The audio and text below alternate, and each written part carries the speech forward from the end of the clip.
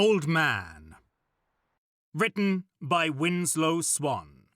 Audiobook narrated and produced by Edward James Beesley. No one was very sure when the old man had moved into the small house on Willow Lane. Some even had said that he had built the house many years ago. His wife and child had moved away, leaving him alone and perhaps a little insane. Every holiday, he would put out decorations. For Halloween, he would create something both entertaining and scary. For Christmas, he decorated the entire yard and house with lights and animated figures that people from all over the city would drive by and admire. On the 4th of July, flags covered the entire yard.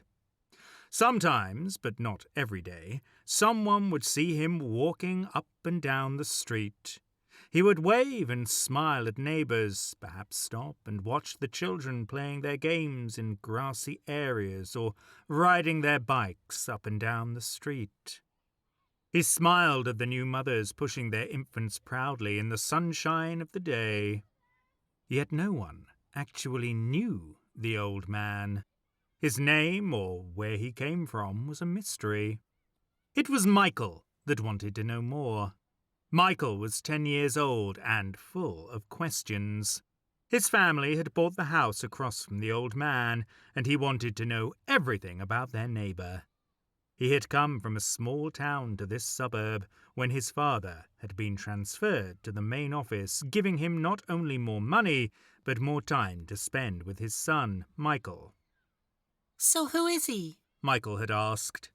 "Oh, just a neighbor who apparently does not take kindly to strange little boys asking questions," his mother had told him. Michael made friends easily, and after only a month of living in the house on Willow Lane, he had made what he considered a lifelong pal by the name of Timothy Bowen. "So, what do you know about the old man?" Michael asked.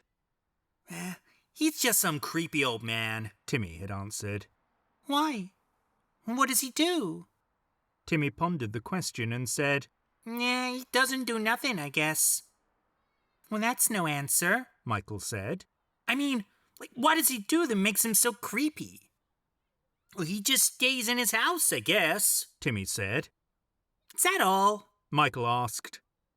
"Well, sometimes he comes out and walks up and down the street. Mom has talked to him a few times, but that's about it," Tommy told his friend. "Why do you want to know?" "I don't know," Michael answered. "I just do, I guess." Michael was called in by his mother, and as he ran across the street and into the house, the old man watched from behind the curtain of his front room window. His toothless mouth curved into a smile. His milky eyes squinted as he adjusted his vision, and his heart was filled with envy for the young boy. "Soon," he muttered to himself. The old man watched the young boy enter the house across the street. He then turned and walked to the only piece of furniture in the room, a small round table which an old book sat upon. He opened the yellowed pages and turned to what he was looking for. He repeated the words on the page to himself several times, making sure that he memorized them fluently. He knew from the 6 times before that the incantation would only work if he could say the words correctly. He thought back over the years, 6 generations of which he had stolen the body of a young boy to live another lifetime.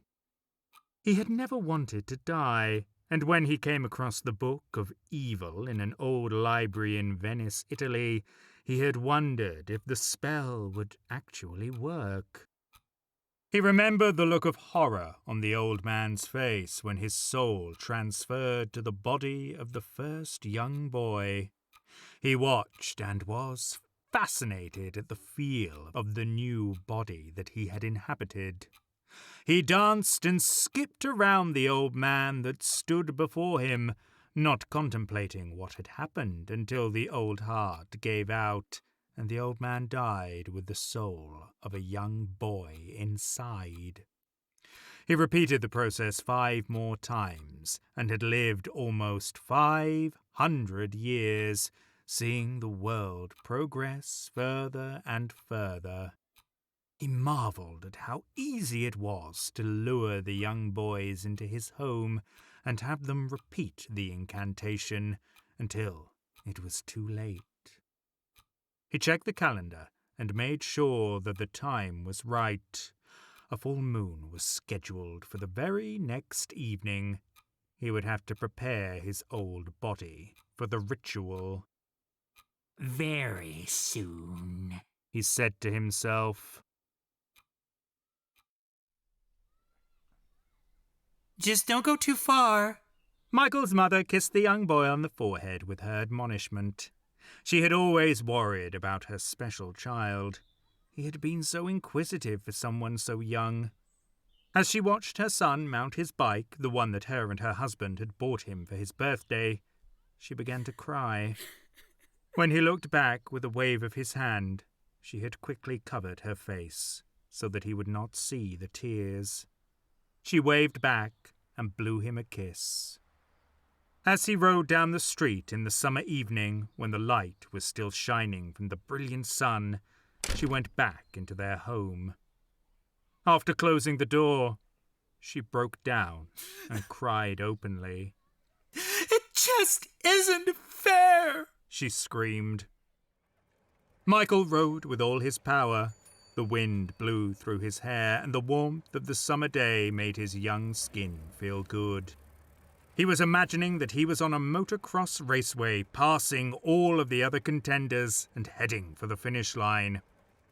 By the time that he was at the end of the street, he was breathless, but he felt wonderful. His heart raced and pounded against his young chest. He waited a few moments before heading back down the street. His best friend was nowhere to be found. He rode around in lazy circles just between his home and the house of the old man. He more felt the presence of the old man before he actually saw him. He stopped his bike and turned around in his seat to get a good view of the house. It was then that he saw the old man standing on his porch.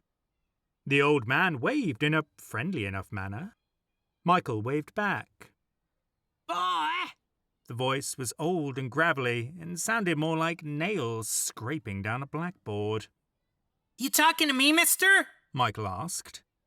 Yes, lad, the old man said. I wonder if you would help me for just a moment? Michael had always been told not to speak with strangers. He had also been told that he should help people out whenever possible. Laying his bike down carefully on the front yard of the old man's house, Michael walked up and introduced himself. A very fine name for such a handsome lad, the old man complimented. What can I do for you, sir? Michael asked, using the proper language for someone so old. Oh, very fine manners as well, the old man said. I wonder if you wouldn't mind reading to me. You do know how to read, don't you? Yes, sir, Michael said in a proud tone. I am the best reader in my class. Not just the old silly books that the school has. I've read Poe, Conan Doyle, Hemingway. Oh, my goodness, the old man exclaimed. That you should not have any problem reading the passage that I need some help with. Why can't you read? Michael asked. The old man cackled and said, Of course I can read, boy. It is just that these old eyes of mine are rather tired tonight, and I was so hoping to finish this short chapter. Michael thought a moment and wondered what his mother or father would do. He had been told that there were certain people who would lure young children into their homes and do unspeakable things to them. His parents warned him to use his own judgment. Well, will you help me? Oh, it won't take but a few minutes, the old man assured him. Weighing his options, Michael decided that if this old man did try anything, It would not take much to get away from him. Besides, his own house was just across the street. His mother was inside finishing up dinner, and his father would be home from work soon. Okay, Michael agreed. but only for a few minutes. Oh, that's my boy, The old man said and grinned a toothless grin. Michael entered the house and heard the old man close the front door. The entire front room was empty of any furniture except for a small table. Candles were lit all around the room, emitting an eerie light. Don't you have electricity? Michael asked. Oh, candlelight is better for my eyes. The old man said. Now, over here. He said as he gestured toward the open book on the small table. Michael followed the old man and looked down at the book. He wrinkled his nose at the musty smell that came from the pages. Oh, it smells funny. Michael said. The old man smiled again and said, Oh, it is a very old book, at least 500 years old. Michael made a sound of awe as he carefully fingered the yellow pages. So what part do you want me to read? Michael asked. The old man pointed to one sentence that was scrawled across the page. Michael looked and did not immediately recognize the words. They were new and strange to him, and for his part made no sense. He tried to mouth them first before attempting to say them aloud. I don't know if I can read this, Michael said. It looks like Latin. The old man frowned. How would you know that? He asked. Oh, my dad's a doctor and uses a lot of Latin words. I guess I just picked up on them when I was younger. My mother says I should be a doctor since I'm already ahead on the language. The explanation seemed to appease the old man. A very clever young man, He said again. So, do you think you can read this? Michael read over the passage once again. He wanted to show this old man that he was very clever indeed. When he had finished, he turned to the old man and told him that yes, he was ready. The old man went to the far end of the room where a circle of black candles were positioned on the floor, each burning brightly. He stepped inside the circle and told Michael to begin. Michael turned back to the book and slowly began to read the 6 words that had been printed in human blood so many centuries ago. Nostro eleus centum requis node zentra? Michael said slowly. Is that right? That is perfect, young man. The old man said as he could feel the magic inside of him working. Could you read them one more time?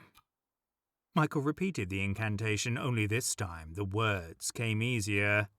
As he finished, he felt something funny in his stomach. For a moment, he thought that he was getting sick again. Mister, I don't feel so good. I think that maybe I should go home. Michael began to plead. No, wait. The old man yelled, making Michael jump. I'm sorry, boy, but I just need you to read the words one more time, and then you can go home with my undying gratefulness. Michael could feel his stomach twisting and thought that maybe he had helped the old man enough. I really should go, Michael said. The old man put on his best sorrowful face and began to plead with Michael to stay just a little longer.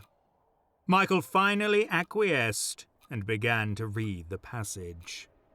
An unearthly wind began to blow throughout the room. Candles began to flicker and go out. The entire room was covered in darkness. Michael blinked, trying to get his bearings in the darkness. His eyes began to adjust as the candles began to relight themselves, bathing the room in that unearthly glow again. He felt that something was very wrong. He remembered looking down at the book, reading the 6 words, but now he was looking down at a circle of black candles. He looked up and saw himself, still standing by the book. What happened? Michael heard himself say, but this time it came from the throat of the old man. It worked! It worked! Yes, I'm young again! Michael saw himself say, and start dancing around the room. Michael, now inside the body of the old man, realized what had happened. You is some sort of witch, aren't you? Michael said, still trying to get used to the raspy voice that was coming out of the old man's body. You could call me that, boy. Or I should say, old man. The boy that was once Michael said. I have lived over 500 years, taking the body of some young boy. Oh, don't worry, though. Your parents will never miss you. That body of mine is just about used up. Oh, I would say that you will be dead in less than an hour. The boy danced around again, and Michael stood there in utter horror. He looked around the room, trying to find something that might stop this nightmare from happening. Michael forced the old legs to work as he stepped outside the circle of candles. He watched the boy dance around faster and faster, yelling and laughing at the efforts of the old body that now had the soul of Michael inside of it. With a great deal of effort, Michael finally reached the small table and the book of incantations. Search all that you want, said the boy. But there is no way to reverse the spell. I have your body for a lifetime. I don't want to reverse the spell, Michael said, which made the boy stop dancing. What do you mean, boy? The boy said. I was already prepared to die, old man, Michael said. He picked up the book and carried it to one of the candles that burned brightly. This will be your last life, old man. Michael held the book over the candle. The pages ignited quickly, consuming the entire book. The boy with the old man's soul screamed and rushed to grab the burning book from the hands of Michael.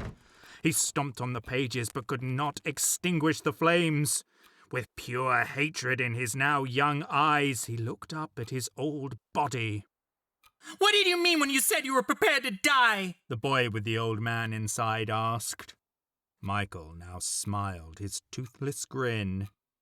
My father is a doctor, but he wasn't able to save me. I have inoperable brain cancer. They gave me less than 2 more weeks to live. It was the only reason that we moved here, so that I might have something of a childhood before I died. You sure can pick them, can't you, old man? The young boy watched as the old man laughed and laughed and laughed. He watched as the old hands grabbed the old chest and clutched. He watched as the old man crumpled to the floor. He watched as the breathing ceased. No! The old man in the young boy's body said. No! It's not fair! Epilogue. The butler did it.